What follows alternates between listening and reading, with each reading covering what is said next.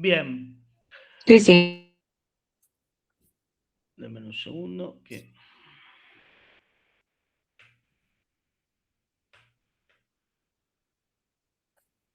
Vamos a compartir. Perdón, antes de empezar.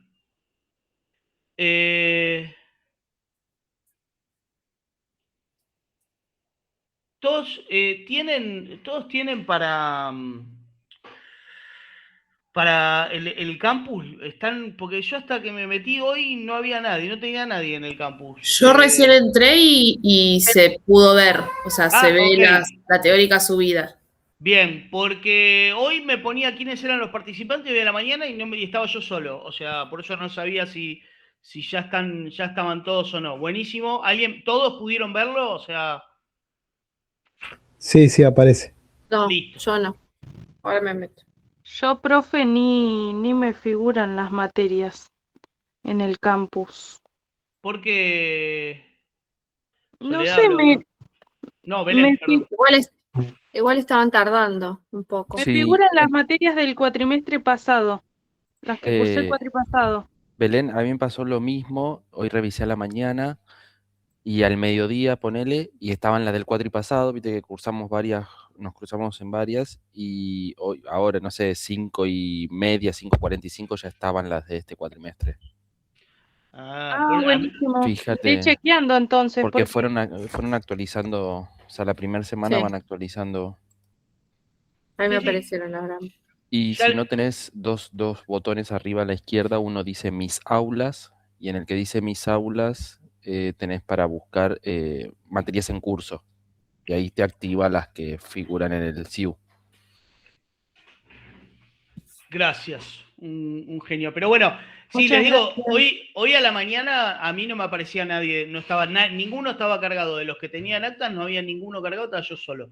Así que evidentemente Sebastián a las 5:00 habrán cargado a todos y ahí ya lo pudieron ver. Bueno, me quedo tranquilo. Por eso la idea es, yo voy a ir actualizando la que dice al DP1 para no hacer en los dos lo mismo, entonces vamos actualizando en una y de ahí se van bajando las cosas. En algunos casos van a tener la teórica y algunos materiales de lectura y otros materiales para que se guarden, o sea, como resoluciones. En el caso cuando veamos, por ejemplo, incumbencias, todas las incumbencias, digo, ahí lo van a tener todo para que se lo bajen y lo puedan tener más allá de la teórica que estamos viendo. Hay un apoyo normativo de todo eso para que ustedes lo bajen. Bien, listo, pasamos todos los anuncios parroquiales. Arrancamos. Y un poco... Ahí está. Esperen que me saco esto porque me molesta. Ahí está. El marco jurídico, ¿no? Y hablábamos hace un ratito de que el marco jurídico prácticamente era todo, pero para poder entender de dónde viene y por qué vamos a hablar del marco jurídico, tenemos que entender en dónde estamos, ¿no? Y para entender dónde estamos tenemos que, o vamos, mejor dicho, no tenemos, sino vamos a irnos un poco para atrás a esa materia de sociedad y Estado o ciudadanía, creo que se llama. En sociedad y Estado se me cayeron a mí unas sotas. Ciudadanía, creo que cuando ustedes cursaron o algo parecido, en la cual nos contaba cómo se arma, cómo se organiza un Estado, qué es lo que necesita un Estado para organizarse. Y vamos a decir que el ser humano de por sí tiene su naturaleza la de juntarse, la de unirse con otros seres humanos, a medida que fue evolucionando, a medida que fue creciendo, a medida que fue desarrollando la inteligencia, fue empezando a tener esa cuestión de unirse, de juntarse, de formar grupos, de formar guetos, de tener lo que dice acá, una vida en sociedad. Eso la especie humana lo fue haciendo, se fueron relacionando, fueron de vuelta, teniendo costumbres, teniendo situaciones en común. Ese gueto se transformó en algo más grande y eso algo más grande se transformó en lo que puede ser un pueblo que cuando uno empieza a verse que distintos pueblos empiezan a tener, no sé, misma religión, o sea, tienen una misma cultura, tienen unas mismas costumbres, tienen la misma religión, defienden el mismo territorio, o mejor dicho, están en el mismo territorio conformados, vamos a decir que estamos ante una nación, ¿sí? Que es la unión de esos pueblos que tienen todo esto que hablábamos recién en común, que tienen todo esto que los identifica. Ahora, cuando a esa nación le ponemos orden, le conformamos un territorio que defender específicamente, le ponemos normas y leyes, que van a ser las que conforman el orden, vamos a estar ante un Estado nacional. Y es importante entender esto porque todos nosotros estamos dentro de una situación de derecho, de una situación en la cual tenemos que cumplir leyes, tenemos que caminar y podemos habitar el mismo territorio, pero tenemos que cumplir esas normas que nos dicen qué es lo que se puede o no se puede hacer dentro de un Estado. Y es importante entender esto, que no todos o sea, no confundamos lo que es Estado con nación, ¿sí? Porque vamos a encontrarnos con naciones que no están conformadas a Estado. O sea, y no se organizaron, es decir, ¿qué es lo que no tuvieron? No tuvieron el territorio, o no tuvieron las leyes, o no tuvieron lo suficiente que hay que tener para poder conformarse como Estado. Entonces, y ahí yo les pongo un ejemplo que podría ser escoceses y galeses, ¿no? que viven bajo lo que es el Estado del Reino Unido, no sé, podrían ser las comunidades indígenas que están dentro del Estado en donde se encuentran, o mismo la comunidad gitana, que tampoco tiene un Estado que pertenece. Pero sí hay un pueblo que se identifica con costumbres. Por eso es la diferencia entre lo que podría llegar a ser una nación con un Estado. ¿Y qué es lo que tiene? El Estado tiene elementos. ¿Cuáles son los elementos? Como dijimos antes, tiene un territorio que está delimitado y que es sobre el cual se va a ejercer la soberanía. ¿Qué es eso? Que se va a ejercer lo que voy a defender y lo que voy a vigilar y lo que voy a manejar de alguna manera hasta sus propios recursos, que es ese territorio. La soberanía, que es el control que, como decía recién, es el control que va a realizar el Estado sobre ese territorio y sobre la población. La población, como dijimos antes, es el conjunto de pueblos que tiene esas mismas costumbres, ¿sí? Y esas mismas ideales entre todos. Y obviamente aparece en estos elementos lo que es el gobierno, que el gobierno es una organización, ¿sí? Formada de alguna manera, por esa población para poder dirigirlos, para poder administrar lo que es el Estado. Y aparece una palabra que es la burocracia administrativa. Yo les digo a ustedes la palabra burocracia, ¿qué es lo primero que se le viene a la mente?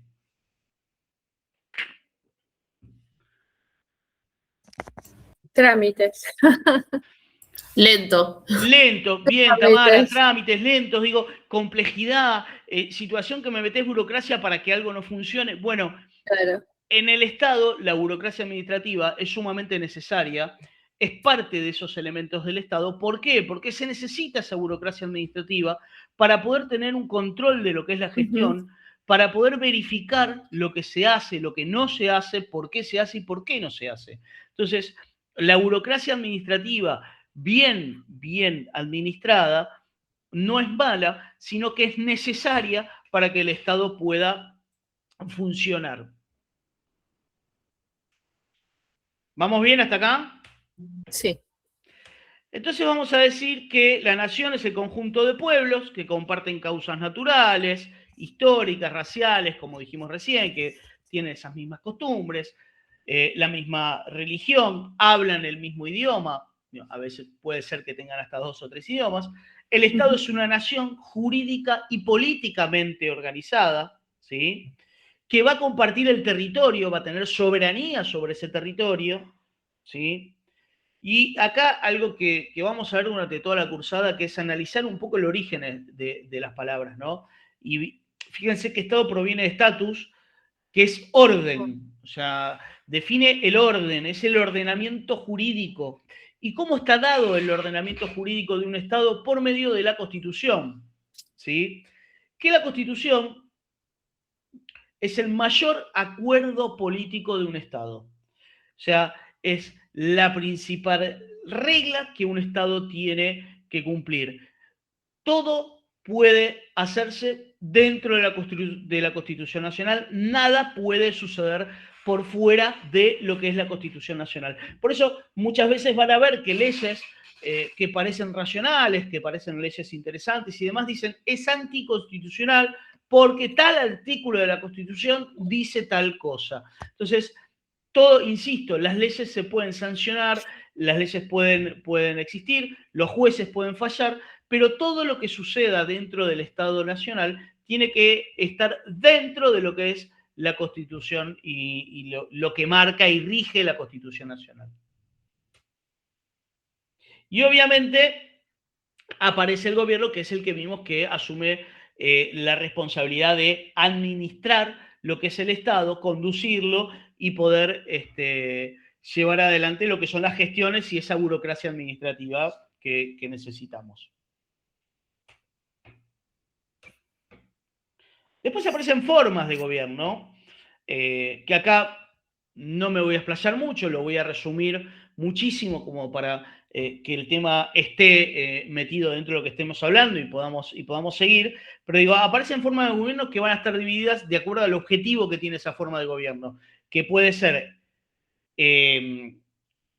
con el bien común por delante de lo que es las decisiones que se tomen, o sobre el bien personal por delante de cualquier decisión que se tome de lo que se necesita en el pueblo que se esté manejando. Es decir, las formas de gobierno que tengan el bien común por delante, es decir, el bien de la población por delante de todo, obviamente las vamos a considerar como formas de gobierno puras y encabeza lo que es la democracia, la monarquía y la aristocracia.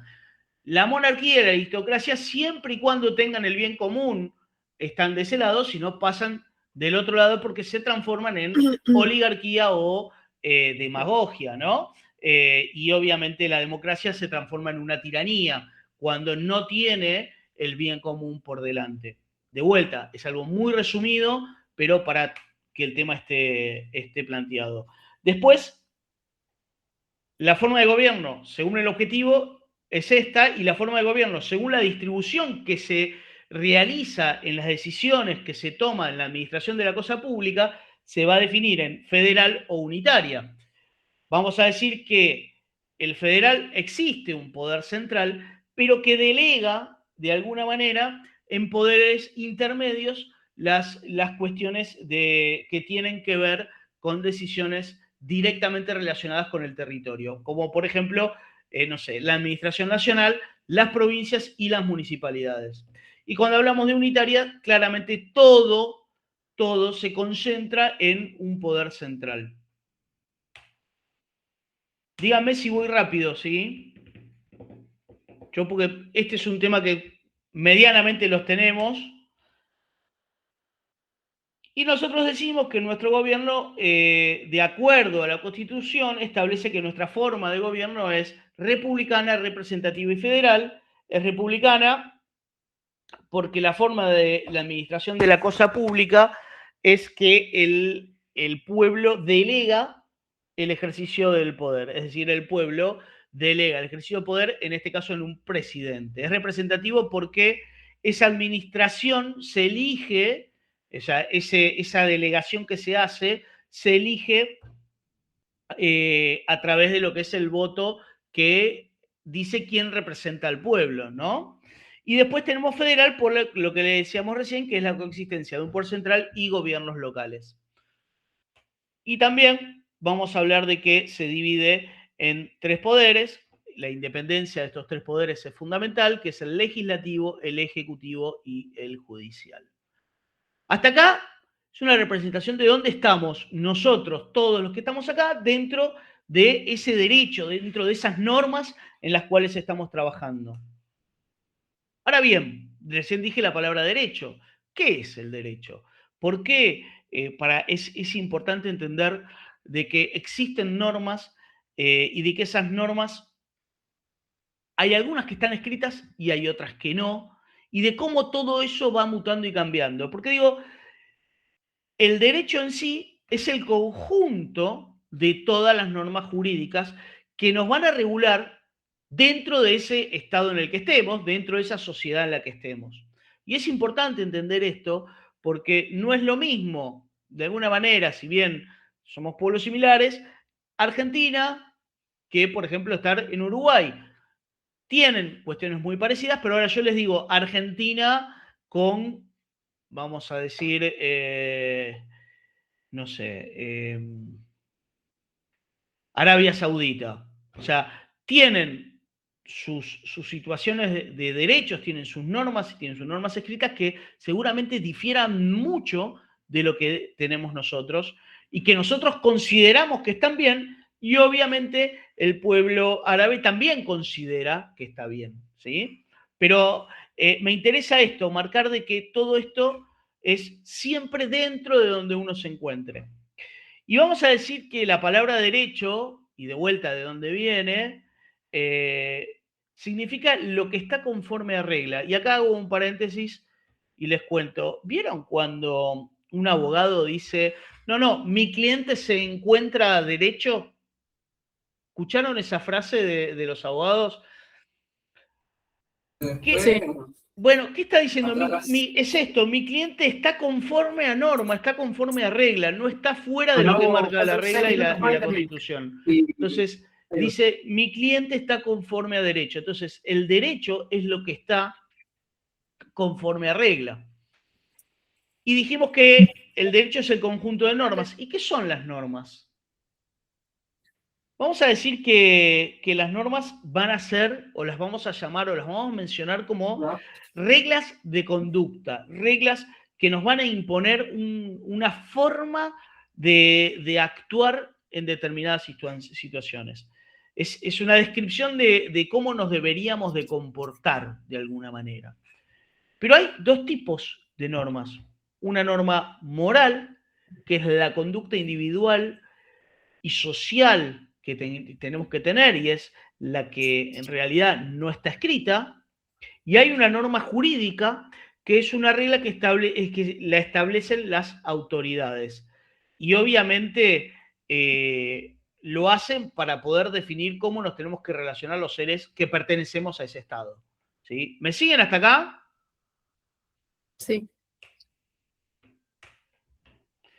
Ahora bien, ese derecho y esas normas tienen unas fuentes, es decir, de algún lado salen. Y vamos a decir que la principal fuente de las normas y de la principal fuente del derecho son los usos y costumbres que tiene esa sociedad. Es decir, si volvemos al primer slide, vamos a decir que los pueblos tenían costumbres entre sí, costumbres que compartían. Esos usos y costumbres que el pueblo cree que está bien o que está mal, se van a transformar de alguna manera, en algún momento, en una norma jurídica si lo necesitan escribir. Y esa es una de las principales fuentes del derecho, los usos y costumbres, que como dice acá es el derecho no escrito. Son actos repetidos tomados por la ley, es decir, son cosas, costumbres de la sociedad que la ley dice es de esta manera. Después aparecen las leyes, que es decir, esos usos y costumbres se transforman en leyes votadas y son reglas sociales que son obligatorias para todos los que habitamos ese territorio.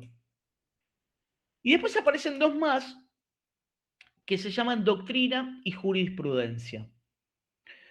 ¿Qué es esto? La doctrina, vamos a decir que hay un grupo de estudiosos de lo que es el derecho, que son los mismos constitucionalistas, de alguna manera, que que estudian el derecho y hacen interpretaciones de lo que la ley quiere decir y quizás hasta cambien o amplíen esas cuestiones de leyes o derechos, ¿sí? Es lo que hace la doctrina.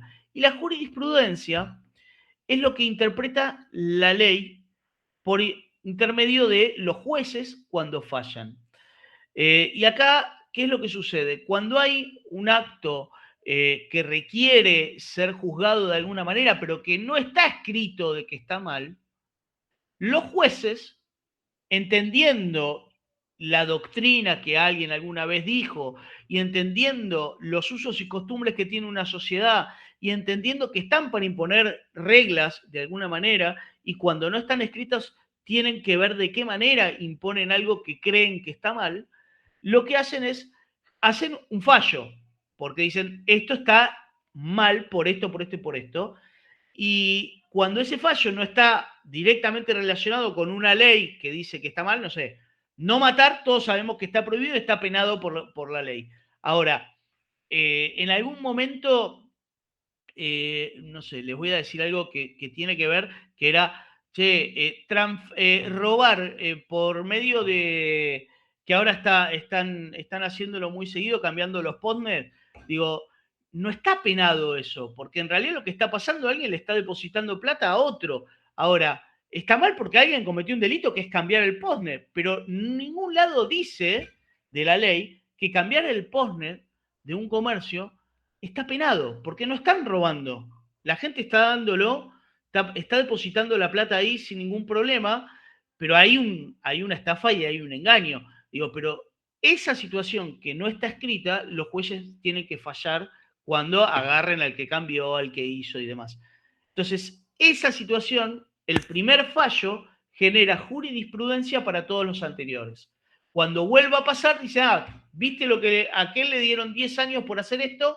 Al que haga lo mismo le van a dar lo mismo por jurisprudencia. Es decir, sí. ¿Quién me levantó la mano? Yo, profe Lourdes. Sí. ¿Esa situación es lo que se conoce como vacío legal? No, acá no estás hablando de un vacío legal, sino lo que estás hablando es de un delito novedoso. Son cosas distintas. En realidad, el delito está realizado porque vos sabés, todos entendemos que la plata no la ganó lícitamente. El tema es que la ganó de una manera en la cual nada dice que está prohibido, pero todos sabemos que está prohibido. ¿Se entiende? Sí, gracias. Entonces, esos fallos generan jurisprudencia. Por eso es que decimos que estas son las fuentes del derecho por el cual se va a generar después la ley directamente. Algo que, y acá pongo un ejemplo en donde cómo algo tan sencillo se puede transformar a veces en una ley o en generar jurisprudencia. Y entonces todos hemos vivido la pandemia, ¿sí? Y cuando estábamos en pandemia, este tema que está acá, que es un mate, ¿ustedes se acuerdan que si alguien nos convidaba a un mate era para meterlo preso, más o menos? Decir, ¿cómo me vas a dar un mate? ¿Cómo yo no puedo tomar un mate, compartir un mate con vos? Y ahí nos vamos 2 meses antes de la pandemia y el que no me daba un mate era más o menos un mala onda, ¿sí? Entonces, ¿qué pasó? Los usos y costumbres cambiaron, la sociedad entendió que algo que estaba bien ahora está mal, y quizás si no hubiésemos salido de esa pandemia, hoy hay una ley que diga que convidar un mate está penado. Entonces, ¿se entiende cómo es fundamental que la sociedad en la que uno se encuentra empiece a entender y la base de todo lo que vamos a decir que está bien o está mal, la genera la propia sociedad desde el origen, ¿no? Y desde el contexto en el que se encuentra. Entonces, es importante entender que el uso y costumbre es la base de lo que es todo las fuentes del derecho. Y podemos, gracias a Dios, hoy tomar mate. El derecho lo vamos a dividir en dos situaciones, que una es derecho positivo y natural. ¿Sí? El derecho natural. Y El derecho natural es un derecho que todos tenemos, que es inherente al ser humano directamente, que ahí, como dice ahí, son imprescriptibles e inalienables. Nadie nos puede sacar y nadie nos lo puede prescribir, que es, por ejemplo, el derecho a la vida, el derecho a respirar, el derecho a ser libres, ¿sí? Ese es un derecho natural. Tiene que ver con lo que es la naturaleza del ser humano y la razón.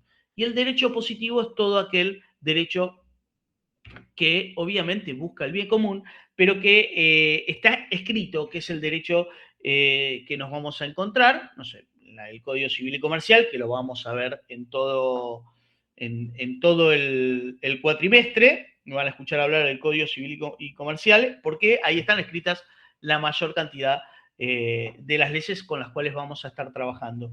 Y ya que estamos, hay un artículo del Código Civil y Comercial que dice esto que es fundamental para cualquier ser que quiera habitar el suelo argentino, que es: la ignorancia de las leyes no sirve de excusa para su cumplimiento, si la excepción no está autorizada por el ordenamiento jurídico. Es decir, ¿qué está diciendo esto, gente? Nadie que esté viviendo en la Argentina y sea residente de la Argentina puede decir que no conoce las leyes de la Argentina. Porque ya el Código Civil en el artículo 8 está diciendo esto. La ignorancia de las leyes no sirve de excusa. ¿Me siguen? Sí, sí, clarísimo. Y esto mismo aplica a todo el resto de las situaciones. O sea, aplica cuando uno está en una obra y dice: yo no sabía que había que cumplir esto, yo no sabía. Digo, no me pueden decir porque yo no sabía. Lamentablemente, lo que hace el Código Civil es regir para toda la población y, de vuelta, Constitución Nacional, códigos. Entonces, ahora vamos a ver eso, pero digo, todo lo que está abajo va en esa misma sintonía. Este es el ordenamiento jurídico, Constitución Nacional, las leyes sustanciales y leyes procedimentales y las normas. Entonces, ¿qué pasa? Lo que son las leyes son los códigos de fondo, que son aquellos códigos en el cual aparecen todas las normas jurídicas que necesitamos, en este caso Código Civil y Comercial, que es uno mismo, Código Penal. Lo que es las leyes procedimentales nos van a decir, por ejemplo, cómo nos tenemos que manejar para realizar diferentes procedimientos en la justicia, por decirlo de alguna manera. Podemos decir que lo que es el código de forma es aquel código el código de edificación, por ejemplo, de un municipio, es un código de forma porque nos va a decir cómo, aparte de cómo tenemos las medidas que tenemos que tener y demás, cómo tenemos que hacer para presentar la documentación para poder tener un plano aprobado.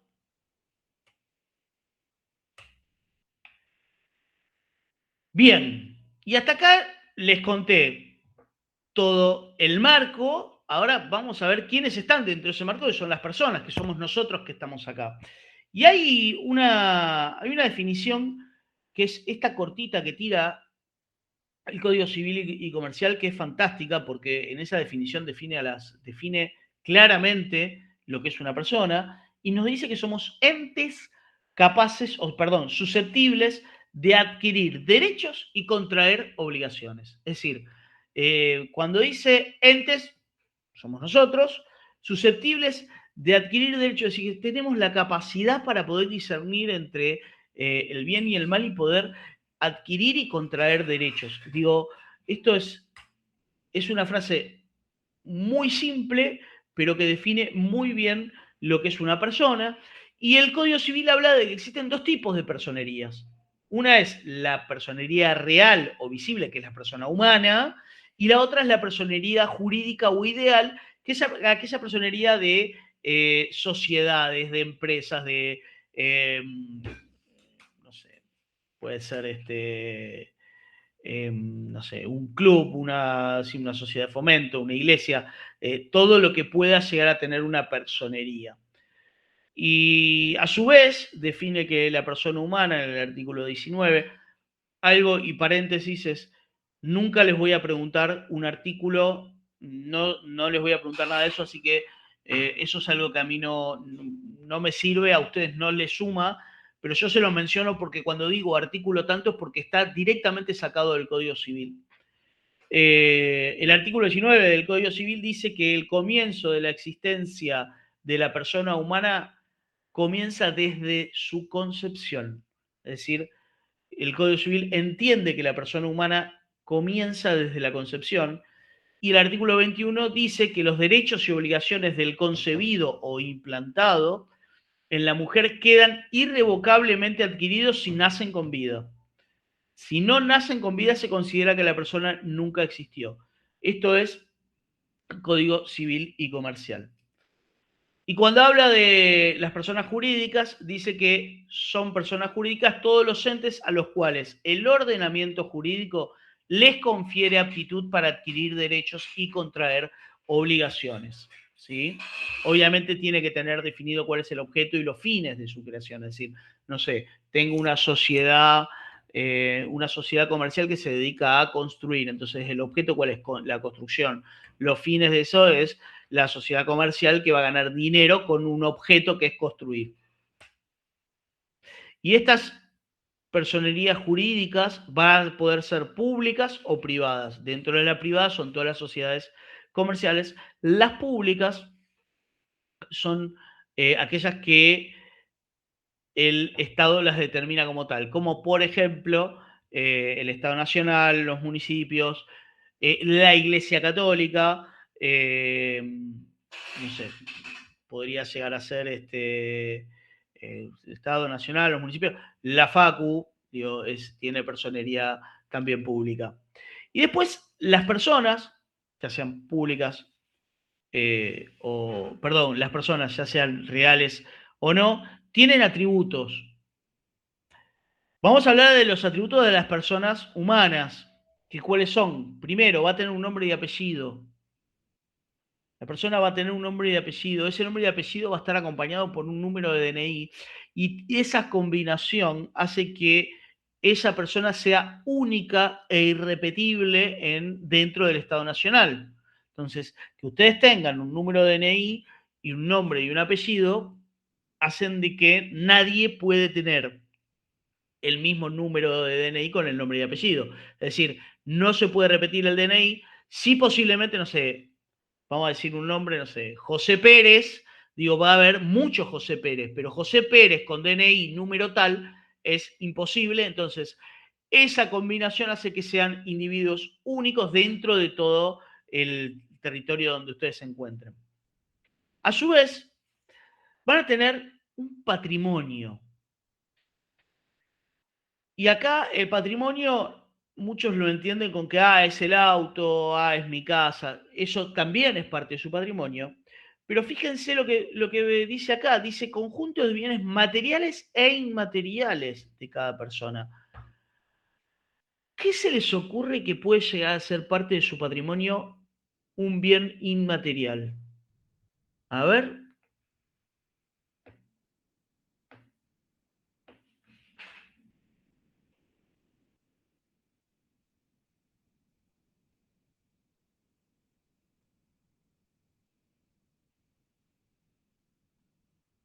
Quedaron. Una patente. La identidad puede ser, profe.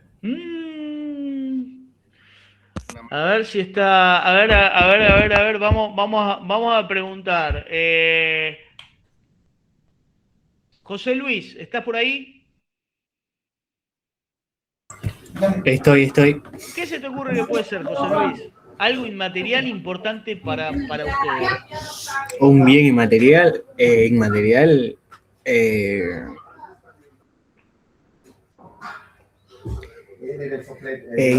No, me mató, profe. A ver, algo que es re sencillo, que es el título que van a tener, gente. Título que ustedes van a tener, o que ya tienen algunos de maestro mayor del secundario, o el título, en realidad, todo lo que tenga el título del secundario es un bien inmaterial, pero es muy difícil de de poner en juego, digo, ¿no? Pero ahora el título de maestro mayor de obra con una matrícula y que hace algo, es muy fácil de poner en juego, porque le pueden decir que no ejerza más como maestro mayor de obra. Nos pueden decir que no ejerzamos más como arquitectos o arquitectas recibidos. ¿Por qué? Porque cada vez que hacemos una obra, estamos poniendo en juego nuestro patrimonio, que es nuestro conjunto de bienes materiales e inmateriales. Nuestro título también está dentro de eso. ¿Se entiende? Sí, perfecto. Sí. Bien. Después vamos a estar, de acuerdo a cómo nos encontremos en esa sociedad, de acuerdo al estado de familia en el que nos encontremos. Es decir, no sé, casado, soltero, viudo, digo, todo lo que podamos decir de cómo nos encontremos dentro de la sociedad es importante porque son atributos que tenemos como personas. Y por último, vamos a tener domicilios.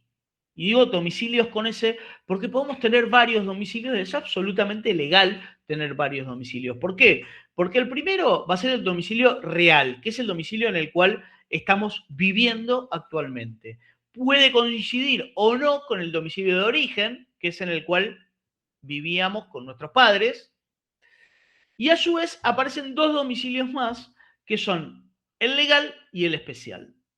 El legal se usa cuando estamos en algún proceso de, no sé, algún proceso de juicio y necesitemos que nuestro abogado reciba documentación, vamos a fijar su estudio como domicilio legal, ¿sí? Entonces, todo lo que le llegue a mi abogado, a su estudio, me está llegando a mí porque yo digo que ese es mi domicilio legal. Entonces, ahí mi abogado lo recibe y ya empieza a correr el tiempo que demanda la solución de eso. Pero lo pongo porque si no, me llega a mi casa, a mi domicilio real, y yo tengo que ir a ver a mi abogado para llevárselo y capaz que tengo 24 horas para contestar muchas veces. Entonces, es importante que cuando uno entre en algún problema judicial, poner el domicilio del abogado como domicilio legal. Y después está el especial, que nosotros nos toca muy de cerca el especial, porque, no sé, nos puede tocar, no sé, vamos a hacer una obra en Córdoba. Digo, si voy a hacer una obra en Córdoba, imagínense que la municipalidad de, no sé, de uno de los municipios de Córdoba me tiene que mandar a mí diciéndome, che, te dejaste materiales en la vereda y no va a agarrar a un empleado municipal, mandarlo hasta Buenos Aires para que me deje un papel en la puerta de mi casa diciendo, tenés materiales en la vereda, porque cuando terminó de hacer todo eso, los materiales ya los usé y ya terminé la obra, básicamente. Digo, lo que va a pedirnos el municipio ese de Córdoba en el que estemos trabajando es que fijemos un domicilio especial. Que generalmente nuestro domicilio especial va a ser el domicilio de la obra, o que tengamos un estudio armado en el municipio ese para poder fijarlo. Ese es nuestro domicilio especial. Es especial para una tarea específica determinada, ¿sí? Que es lo que vamos a estar trabajando o haciendo. ¿Me siguieron? Muy bien. Sí.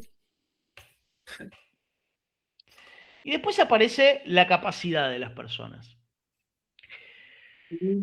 Y para definir la capacidad, vamos a decir que es la aptitud que tienen las personas para ser titular de derechos y deberes jurídicos. Vieron que la definición de personas dice que son entes susceptibles de adquirir derechos y deberes.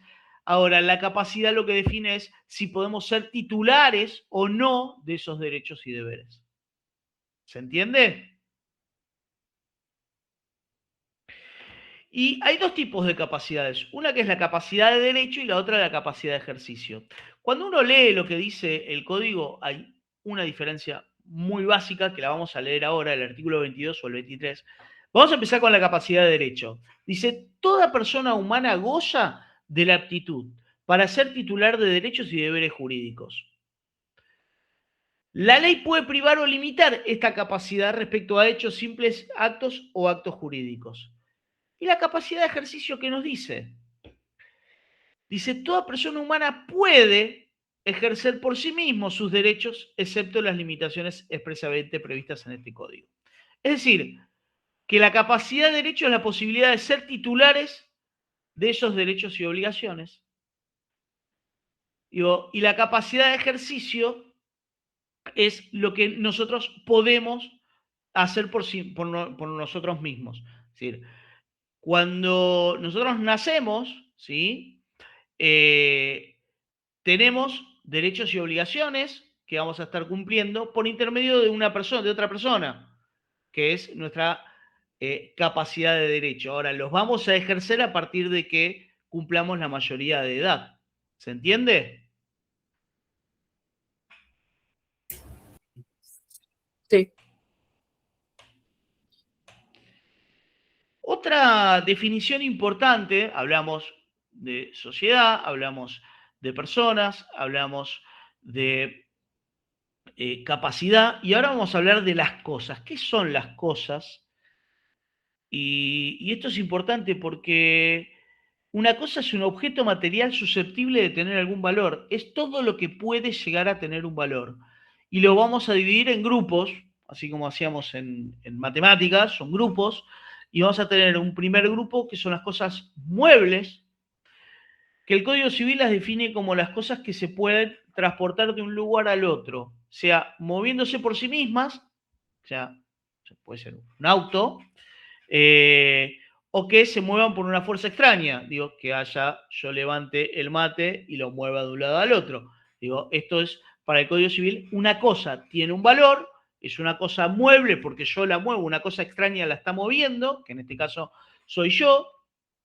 Entonces, todo lo que pueda moverse, todo lo que pueda trasladarse de un lugar al otro, es una cosa mueble. Y una cosa inmueble es la que por su naturaleza las cosas se encuentran por sí mismas inmovilizadas. Es decir, el suelo. El suelo es una cosa inmueble, el terreno es una cosa inmueble. Las propiedades adheridas a ese suelo son cosas inmuebles, ¿sí? Y a su vez, dentro de estos dos grupos, los vamos a dividir en públicas o privadas, es decir, de quiénes son los titulares de eso, si es una persona pública, ¿sí? La cosa es pública, y si es de una persona privada, la cosa es privada. Entonces, si este mate le pertenece a la municipalidad, es un mate, una cosa pública. Ahora, como me pertenece a mí, este mate es absolutamente privado.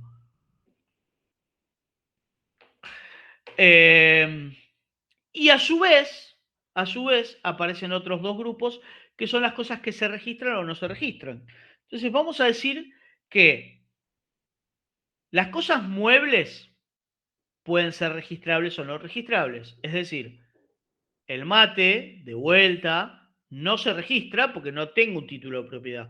Ahora, si en vez de un mate estoy hablando de una moto, la moto tiene un título de propiedad que está registrada en el registro de la propiedad del automotor. Un auto, ¿sí? Una lancha, todo eso son cosas muebles registrables. Las cosas inmuebles de por sí están registradas.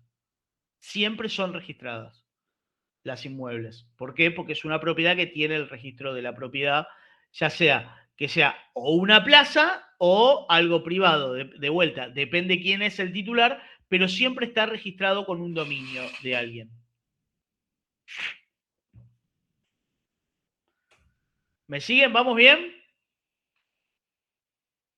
Sí, perfecto. Bien. Ahora bien, vamos a decir qué son los hechos y hechos jurídicos, ¿no? Y empezar a contar un poquito este cuentito, y quiero que me sigan acá. Digo, los hechos, vamos a nombrar a hechos como acontecimientos que se van a presentar ante la percepción humana. O sea, vamos a poner un ejemplo que es llueve. Llueve. Es un hecho, algo que sucede ante la percepción humana. ¿Qué es lo que está pasando? Llueve. No tiene trascendencia jurídica, es un hecho sin trascendencia jurídica, que lo vamos a decir un simple hecho. Che, llueve. Ahora, si el hecho empieza a tener trascendencia jurídica, como por ejemplo llueve, pero se inunda, y esa inundación alguien se ahogó. Cuando alguien se ahoga en esa inundación, empieza a tener trascendencia jurídica porque empiezan a generar traspaso de bienes a los sucesores, empiezan a moverse situaciones jurídicas atrás de ese simple hecho, ¿sí? Que es, se murió, se ahogó. Alguien, o puede haber hasta un culpable de esa muerte, pero no vamos a penal si no quiero quedarme acá. Digo, hecho con trascendencia jurídica es llueve, ahí se ahoga alguien por esa lluvia, se muere. Es un hecho con trascendencia jurídica. Hasta ahí vamos. Ahora, los hechos jurídicos, vamos a decir, que son acontecimientos que van a producir, y síganme acá, adquisición, modificación o extinción de relaciones o situaciones jurídicas. Y esos hechos jurídicos pueden ser naturales o externos, que no interviene el ser humano, como los simples hechos que veíamos recién, ¿sí? O los hechos jurídicos en los cuales interviene el ser humano, que son los actos jurídicos. Y acá les presento, perdón, ¿no? A lo que es la antesala de un contrato, que son actos jurídicos. ¿Qué es lo que dicen? Son actos voluntarios, ejecutados con discernimiento, intención y libertad, es decir, ejecutados porque lo quiero ejecutar, ¿sí? Porque el ser humano lo quiere hacer. Esos actos obviamente tienen que estar ejecutados bajo esto, tienen que discernir la capacidad de definir el bien y el mal, la intención es querer hacerlo y la libertad que nadie me obliga o me coacciona a celebrar ese acto jurídico.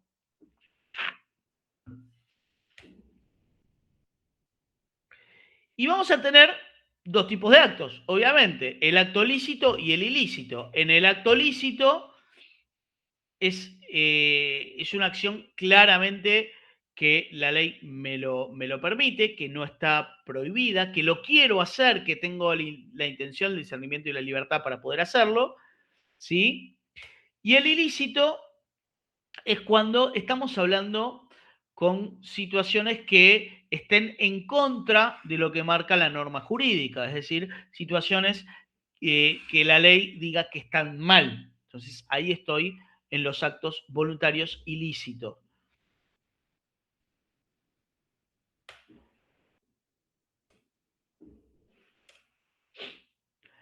Esos actos jurídicos que dijimos son actos voluntarios, lícitos, que van a tener por el fin la adquisición, modificación o extinción de relaciones o situaciones jurídicas, van a ser unilaterales o bilaterales, es decir, que va a haber una persona o dos personas que se estén obligando recíprocamente, de última voluntad o entre vivos, ¿sí? Generalmente lo que son los testamentos, ¿sí? Pueden ser formales o no formales, es decir, pueden cumplir con la formalidad de la ley o no. Esto lo vamos a profundizar un poco cuando veamos contratos, positivos o negativos, de hacer o de no hacer. Puedo armar un acto jurídico en el que me digan, vos no podés hacer determinada cosa. Obviamente onerosos y gratuitos, pueden ser cualquiera de los dos. Puedo armar algo que sea totalmente gratuito y obligarme gratuitamente a hacerlo. Pueden ser principal o accesorio, es decir, principal, un acto jurídico, digamos, que tenga que ver con otro accesorio, es decir, podría ser que yo, no sé, y lo llevo a un contrato ahora, que firme un contrato de mantenimiento de un edificio que no existe, pero que se está construyendo y que se va a terminar en 6 meses. Entonces, es accesorio del principal, que es que se termine el contrato, el edificio, ¿no? Y pueden ser pasibles de ser anulables o nulos, es decir, pueden ser pasibles de que tengan algún vicio, ¿sí? Ese acto jurídico. Cuando hablamos de vicios es algo que se encuentra mal, algo que está mal, algo que está viciado, que está fuera de lo que es la norma o que tiene un error el acto en sí mismo. Vamos a decir que el acto, el error, este error que les decía, es un error de hecho que lo que hace es que si se subsana, el acto puede seguir, es decir, no sé, estaba mal firmado, no firmé una hoja, no firmé la última hoja, o mi firma servía, pero necesitaba también la firma de alguien más, entonces si el otro firma, el acto sigue en pie, ¿sí? O puede tener ese vicio, ese error, puede tener un dolo, es decir, la intención de hacerlo, ¿sí? La intención de falsear algo, la intención de decir algo que no es, o engañar a la otra parte. Entonces ahí estoy ante un vicio del acto jurídico que puede ser nulos o anulables. Puede haber una violencia, me obligaron a firmarlo, yo no estaba de acuerdo y me obligaron, entonces ahí empieza a aparecer de que no tuve la intención que hablábamos al principio de poder celebrar ese acto. Puede haber una simulación, es decir, hacer un acto que esté simulado,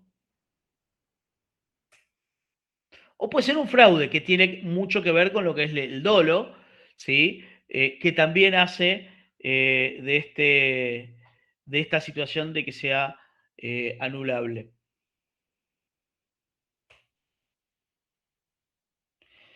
Y hasta acá nadie me preguntó qué diferencia había, y lo dije 20 veces, nulo o anulable. Tienen diferencias. O sea, son dos cosas distintas. Y vamos a decir que la nulidad es la sanción legal que priva al acto jurídico de sus efectos normales, ¿sí? Y conlleva la completa invalidez del acto.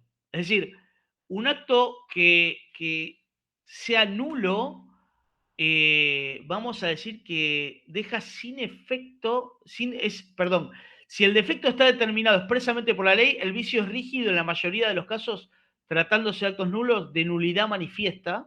Fíjense cuántas veces dice nulo, ¿no? Es el caso que los actos fueron realizados por incapaces de ejercicio por quienes dependen de un representante o una autorización judicial. Es decir, es un acto que no se podría haber celebrado de ninguna manera. Y un acto es anulable, ¿sí?, cuando está afectado por un vicio que no resulta manifiesto a simple vista. Es decir, los actos anulables son vicios que no se entendieron y no se pueden encontrar directamente. Hay que buscar algo para poder presentar la anulabilidad del acto. Es decir, se tiene que realizar, como dice acá, una investigación previa, ¿sí?, para sancionar esa nulidad. Se trata de la existencia de vicios tales como lesión, simulación o fraude, y son actos que fueron realizados por aquellos cuya incapacidad no fue conocida al momento de suscribir el acto. Es decir, son actos, no sé si algo es, le hice firmar a alguien que no estaba en su sano juicio a algo que a mí me favorecía. Entonces, hay que buscarlo, qué es lo que pasó, lo tienen que investigar, tienen que hacer, y ese acto se transforma en un acto anulable, ¿sí? ¿Se entiende? Sí, Sí, sí. sí, sí, sí. Sí. Ahora bien, hasta acá hablamos un montón y estuvimos hablando de una clase, como dije al principio, prácticamente yo la sigo con Sociedad de Estado, pero lo había dicho antes y ahora no me lo acuerdo, el que ustedes cursaron, participación ciudadana o ciudadanía o algo parecido. Pero ¿qué tiene que ver todo esto con la arquitectura? ¿Qué tiene que ver todo esto con lo que nosotros estamos haciendo? Y miren esto. Vamos a hacer este pequeño cuadrito. Nosotros vamos a ser personas, vamos de vuelta, somos personas reales o podemos ser personas ideales si lo que conformamos es una empresa constructora, una empresa desarrollista, ¿sí? Como arquitectos o arquitectas somos personas reales, ¿sí? Entonces, vamos a ser sujetos del derecho. Es decir, el profesional, el comitente y el constructor, dentro de nuestra vida profesional, es una situación tripartita que la vamos a ver más adelante, pero que es fundamental, que son sujetos del derecho, que son personas que tienen que estar dentro de lo que es el derecho y que son los que intervienen dentro de una obra. Cuando hablamos de normas codificadas, vamos a estar trabajando primero con el código de fondo, que es el Código Civil, y después con códigos administrativos. ¿Qué códigos administrativos nos interesan? Por ejemplo, los códigos de edificación y de planeamiento del municipio en donde nos encontremos, los contratos con los que trabajemos, ¿sí? Entonces, esos van a ser nuestras normas codificadas, es decir, son nuestras normas escritas, son nuestras leyes que tenemos que cumplir como profesionales con nuestro comitente y la empresa constructora con el comitente también. ¿Y cuáles son los objetos? Y vamos a decir que los objetos van a terminar siendo los proyectos y las obras que terminemos haciendo, ya sea desde el lado profesional como directores o desde el lado de empresa constructora como contratistas. Pero desde los dos lados tenemos objetos que pertenecen al derecho, que son esas cosas. Entonces, esto es lo que asocia hoy es la relación que nosotros como profesionales tenemos directamente con el derecho. Espérenme un segundo. Y esa fue la última. Dejar de compartir. Esa fue la última del día de hoy. La buena noticia de todo esto.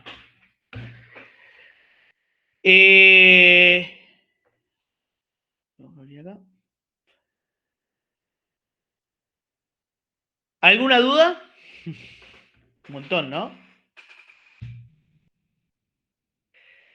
No, la idea es que puedan, obviamente, esperen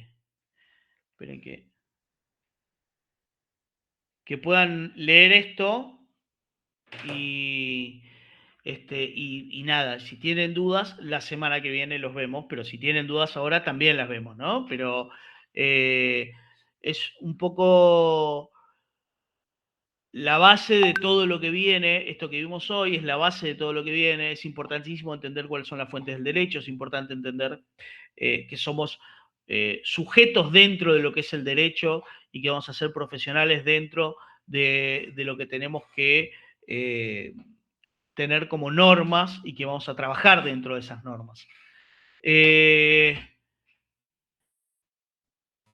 Bien. Voy a tomar un mate. Lo que vamos a hacer ahora es pasar lista, si están de acuerdo, si no hay dudas. ¿Estamos bien? Sí. Sí, profe. Bien. Después veremos en el repaso si queda alguna, si algo... Claro. Más en el léxico, quizás no venimos para nada con ese tipo de lectura, así que quizás ahí a la hora de ver la definición y empezar a armar Acá es nuestra importante estructura de esto, estudio. Sebastián. A mí, que ustedes me hablen difícil no me sirve. Ujú. Lo que me sirve es que lo entiendan. Claro. ¿Sí? Entonces, Ujú. importante esto desde ese lado, que ustedes traten de entender lo que están leyendo. Ahora, Totalmente. que me quieran hablar difícil y no entiendan de qué están hablando, no les sirve ni a ustedes ni a mí. No. Yo busco eso, busco de que Exacto. traten de entenderlo. ¿Sí? No, por eso te decía que en la lectura tratar de volver a hacer a recapitular lo que nos explicaste con lo que leemos para armar algo Yo les legible y entendible para nosotros. puedo asegurar que si ustedes van haciendo esa lectura clase a clase, les va a ser mucho menos pesado el examen cuando llegue. Pero muchísimo menos pesado. Pero bueno. ¿Vamos con la lista? ¿Vamos los presentes? Acevedo, Sí. Matías.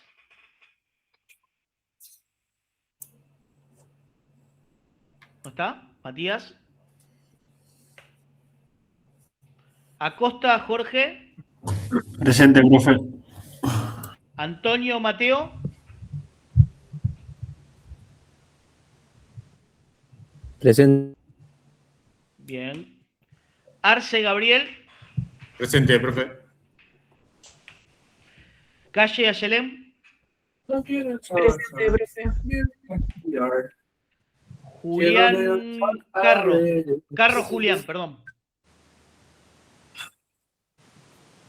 ¿No está? Presente. Ahí está, Julián.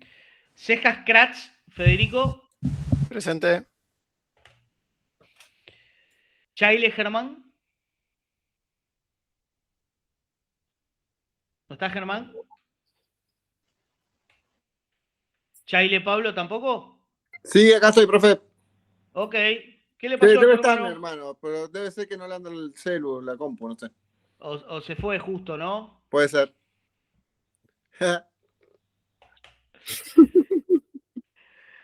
Corti, Néstor.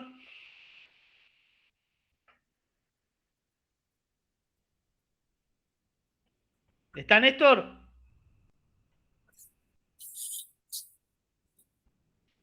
No. Ayelen Dallinger.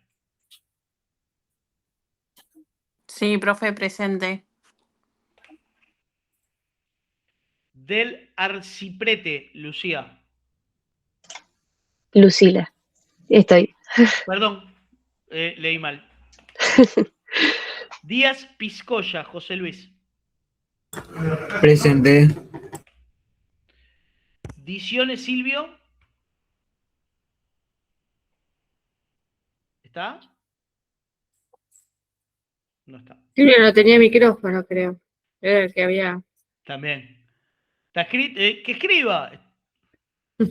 Silvio, escribí si estás. Va. Ferrero Cecilia. Presente, profe. Flores Jordan. Presente. Fuentes Uriel. Uriel, ahí te vi. Gallego Jorge. Presente. Gómez Natalia. Presente. Isaías Grange. Presente.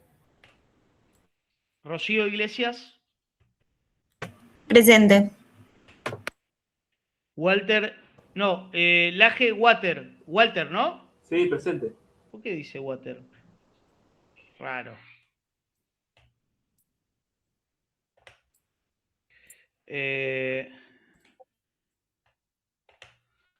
León Álvaro.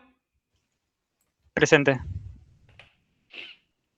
Lungarini Lourdes. Presente. Maciel Sofía. Presente. Madero Soledad. Presente. Mancilla Sebastián. Presente. Martínez Carlos. Bien, ahí te vi. Medeiro Verónica. Presente. Medina Luz. Presente, profe. Nieto Matías.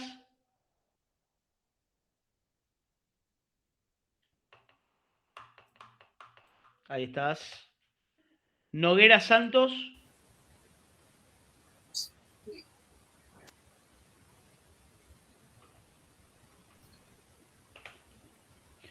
Pan Carla. Presente, profe. Profe, perdón, ¿no era Santiago? Sí, Noguera Santiago. Es mi compañero. Está, no sé, capaz. No tiene micrófono, no sé. No puede A él le salir. digo que escriba. Decile, llámalo, dale, decile. Que prenda la compu, decile.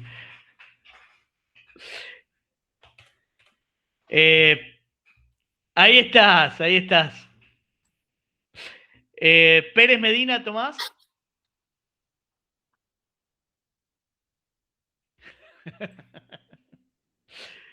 ¿Está Tomás Pérez Medina? Sí, profe, escribió en el chat. Sí, presente, profe. Ahí está, no lo vi, perdón. Posada Mariano. Presente. Pristupa Gilardi. Renata. Presente. Rosso Mesa, Franco. Bien, te vi. Sanabria, Micaela.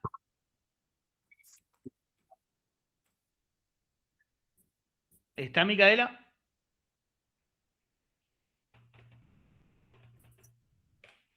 Tamara Sawinski. Presente. Tamara.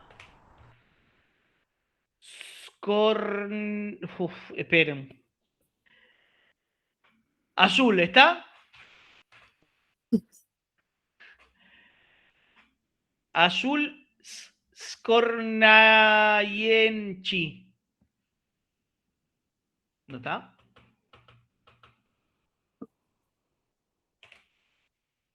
Damián Suárez. Presente. Tortorella Giuliana. Presente. Valdés Leonardo. Ahí te vi. Vázquez José. Sí, presente, profe. Gabriel Viciano. Presente, profe. Y Laura Zapata. Presente. ¿Hay alguien que no haya nombrado?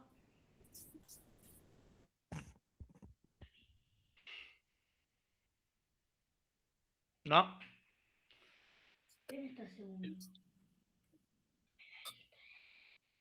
Bien. Bueno, gente. Ahí estamos.